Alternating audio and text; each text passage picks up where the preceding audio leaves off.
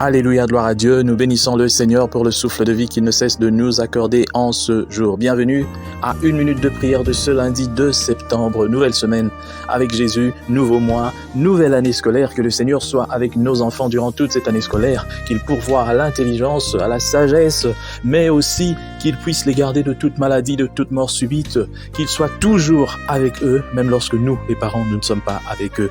Que la gloire de Dieu rayonne sur nos enfants et dans toutes nos familles. Bonne semaine, nouvelles opportunités pour tout le monde. Restons, demeurons toujours unis en Christ. Aujourd'hui, le Seigneur a mis en mon cœur le désir de partager avec vous ce passage de 1 Pierre, chapitre 3, le premier verset que je lis au nom de notre Seigneur Jésus-Christ. Femmes, soyez de même soumises à vos maris, afin que si quelques-uns n'obéissent point à la parole, ils soient gagnés sans parole par la conduite de leurs femmes. Alléluia. Mon frère, ma sœur, j'ai toujours aimé ce passage de 1 Pierre chapitre 3 verset 1. Et aujourd'hui, ma petite exhortation s'adresse aux femmes. Vous ne pouvez pas gagner votre mari par des jeûnes, des prières, par des nuits des prières, la montagne et puis tout ça.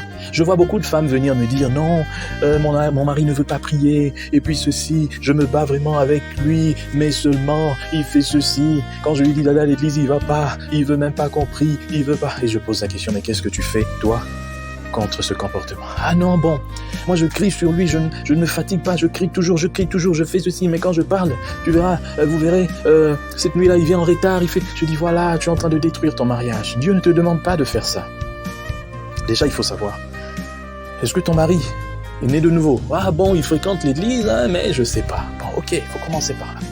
S'il n'est pas né de nouveau, c'est pas en parlant, c'est pas en criant, c'est pas en affichant des mauvais comportements qui va changer, non. C'est ta conduite qui va le faire changer, qui va le gagner.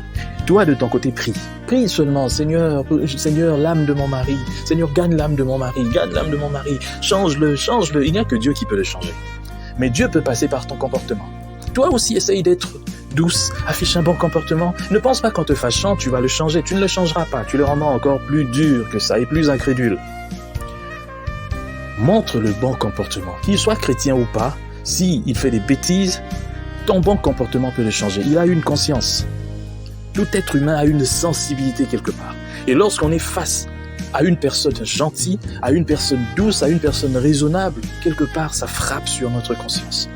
Vous n'allez pas gagner votre mari en restant à la prière pendant que lui il est à la maison et puis quand tu reviens, j'étais allé prier, c'est Dieu d'abord qui passe. Non, tu fais faux pas. Madame, tu fais fausse route. C'est pas Dieu d'abord. C'est-à-dire Dieu d'abord pour nous tous. Mais Dieu t'a donné ce mari-là.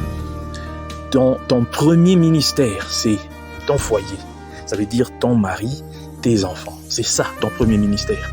Ne pense pas qu'en allant là-bas et puis tu abandonnes ton mari et tes enfants, Dieu t'applaudit. Non. C'est lui-même, Dieu, là, qui t'a dit ça. Il a dit oui, je suis à la première place, mais je te donne comme travail de t'occuper de ton foyer d'abord.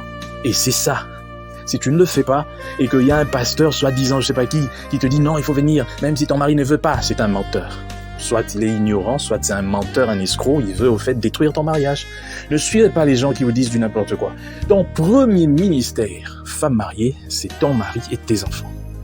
Que Dieu bénisse toutes les femmes qui sont mariées et qu'il vous aide à avoir de l'intelligence parce que vous pouvez gagner vos maris rien que par votre comportement. Que Dieu vous aide à afficher des comportements qui le glorifient et que gloire lui soit rendue au nom de Jésus-Christ. Amen.